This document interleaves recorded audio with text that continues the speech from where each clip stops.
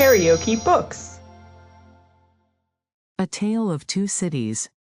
Written by Charles Dickens. Audiobook. Chapter 35. The Wood Sawyer. 1 year and 3 months.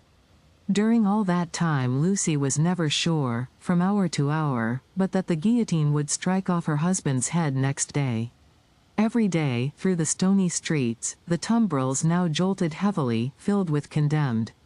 Lovely girls, bright women, brown-haired, black-haired, and grey, youths, stalwart men and old, gentle-born and peasant-born, all red wine for la guillotine, all daily brought into light from the dark cellars of the loathsome prisons, and carried to her through the streets to slake her devouring thirst. Liberty, equality, fraternity, or death, the last, much the easiest to bestow, O guillotine. If the suddenness of her calamity, and the whirling wheels of the time, had stunned the doctor's daughter into awaiting the result in idle despair, it would but have been with her as it was with many. But, from the hour when she had taken the white head to her fresh young bosom in the garret of Saint Antoine, she had been true to her duties. She was truest to them in the season of trial, as all the quietly loyal and good will always be. As soon as they were established in their new residence, and her father had entered on the routine of his avocations, she arranged the little household as exactly as if her husband had been there. Everything had its appointed place and its appointed time. Little Lucy she taught, as regularly, as if they had all been united in their English home.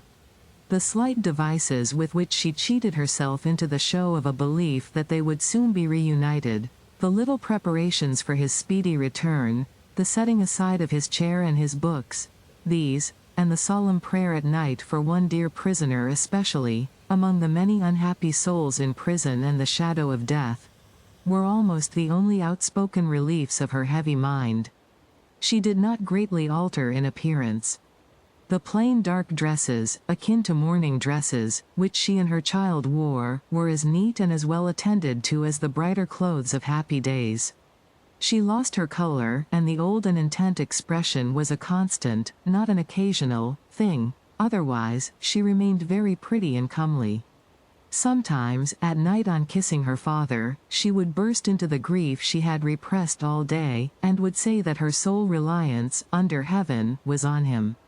He always resolutely answered, "Nothing can happen to him without my knowledge, and I know that I can save him, Lucy." They had not made the round of their changed life many weeks, when her father said to her, on coming home one evening, "My dear, there is an upper window in the prison, to which Charles can sometimes gain access at 3 in the afternoon. When he can get to it, which depends on many uncertainties and incidents, he might see you in the street, he thinks, if you stood in a certain place that I can show you. But you will not be able to see him, my poor child, and even if you could, it would be unsafe for you to make a sign of recognition. Oh, show me the place, my father, and I will go there every day." From that time, in all weathers, she waited there 2 hours. As the clock struck 2, she was there, and at 4 she turned resignedly away. When it was not too wet or inclement for her child to be with her, they went together. At other times she was alone, but she never missed a single day. It was the dark and dirty corner of a small winding street. The hovel of a cutter of wood into lengths for burning was the only house at that end, all else was wall. On the 3rd day of her being there, he noticed her. "Good day, citizeness." "Good day, citizen." This mode of address was now prescribed by decree. It had been established voluntarily some time ago, among the more thorough patriots, but was now law for everybody. "Walking here again, citizeness? You see me, citizen?" The wood sawyer, who was a little man with a redundancy of gesture, he had once been a mender of roads, cast a glance at the prison, pointed at the prison, and putting his 10 fingers before his face to represent bars, peeped through them jocosely. "But it's not my business," said he, and went on sawing his wood. Next day he was looking out for her, and accosted her the moment she appeared. "What? Walking here again, citizeness?" "Yes, citizen." "Ah. A child too. Your mother, is it not, my little citizeness? Do I say yes, mamma? Whispered little Lucy, drawing close to her. Yes, dearest. Yes, citizen. Ah. But it's not my business. My work is my business. See my saw. I call it my little guillotine. La, la, la, la, la, la. And off his head comes. The billet fell as he spoke, and he threw it into a basket. I call myself the Samson of the firewood guillotine. See here again. Loo, loo, loo, loo, loo, loo. And off her head comes. Now, a child. Tickle, tickle, pickle, pickle. And off its head comes.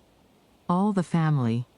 Lucy shuddered as he threw 2 more billets into his basket, but it was impossible to be there while the wood sawyer was at work, and not be in his sight.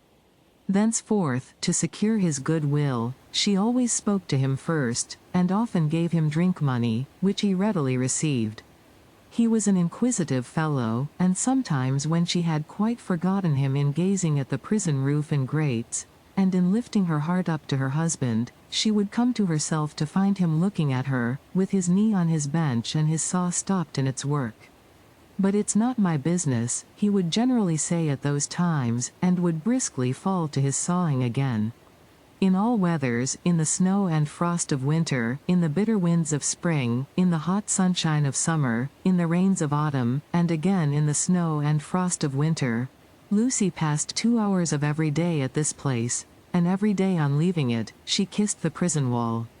Her husband saw her, so she learned from her father. It might be once in 5 or 6 times, it might be twice or thrice running, it might be, not for a week or a fortnight together. It was enough that he could and did see her when the chances served, and on that possibility she would have waited out the day, 7 days a week. These occupations brought her round to the December month, wherein her father walked among the terrors with a steady head. On a lightly snowing afternoon she arrived at the usual corner. It was a day of some wild rejoicing, and a festival. She had seen the houses, as she came along, decorated with little pikes, and with little red caps stuck upon them, also, with tricolored ribbons, also, with the standard inscription, tricolored letters were the favorite, Republic one and indivisible. Liberty, equality, fraternity, or death. The miserable shop of the wood sawyer was so small, that its whole surface furnished very indifferent space for this legend. He had got somebody to scrawl it up for him, however, who had squeezed death in with most inappropriate difficulty.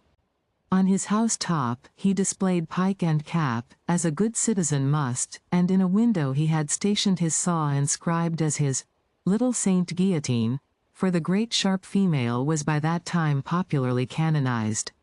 His shop was shut and he was not there, which was a relief to Lucy, and left her quite alone. But he was not far off, for presently she heard a troubled movement and a shouting coming along, which filled her with fear.